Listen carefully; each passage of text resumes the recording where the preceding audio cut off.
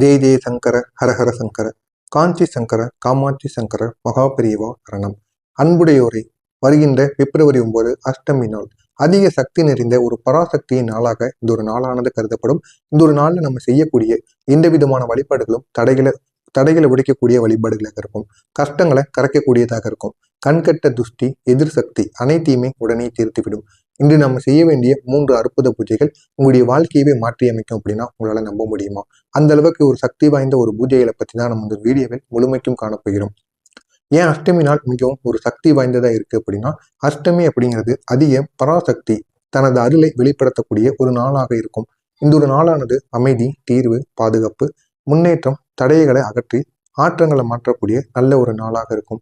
புராணங்கள்ல கூட சொல்லுவாங்க, அஷ்டமியில ஆவலுடன் வேண்டினோம் அப்படின்னா உடனடியான பதிலானது கிடைக்கும் அப்படின்னு புராணங்கள்ல கூறுவாங்க. அப்படிப்பட்ட இந்த ஒரு நேரத்துல நீங்க இந்த ஒரு செயலை செய்யணும்.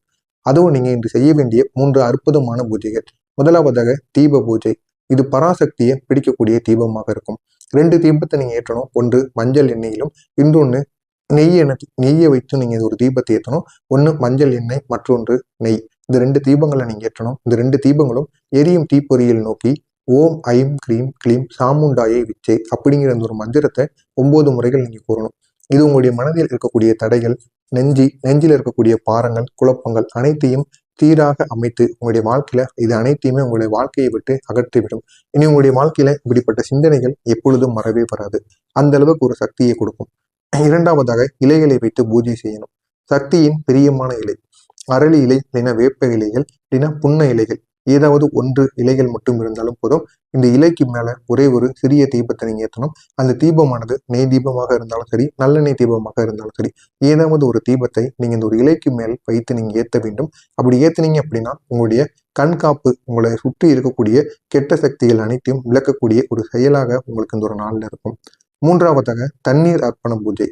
ஒரு கண்ணாடி தண்ணீரை நீங்க எடுத்துக்கொள்ள வேண்டும். கண்ணாடி டம்ளர்லயோ இல்லைன்னா பாத்திரத்திலேயோ நீங்க சிறிதளவு தண்ணீரை எடுத்துக்கொள்ளுங்கள். எடுத்துக்கொண்டு அதற்கு முன்பு நீங்க அமர்ந்து கொண்டு 11 முறைகள் ஓம் துன்மை செனி துர்க்காயை நமக அப்படின்னு இந்த ஒரு மந்திரத்தை நீங்க 11 முறைகள் கூறணும். இந்த ஒரு மந்திரத்தை சொல்லி அதை வீட்டின் 4 மூலைகளிலும் நீங்க சிறிதாக தூவுங்கள். இந்த பூஜை உங்களுடைய வீட்டில் இருக்கக்கூடிய கெட்ட சக்திகளை உடனடியாக உங்க வீட்டை விட்டு வெளியே துரத்தி விடும். அந்த அளவுக்கு சக்தியானது இந்த ஒரு பூஜையில இருக்கு. இந்த பூஜைக்கு பின்னாடி நீங்க செய்ய வேண்டிய சிறிய சிறப்பு வேண்டுதலானது இருக்கிறது.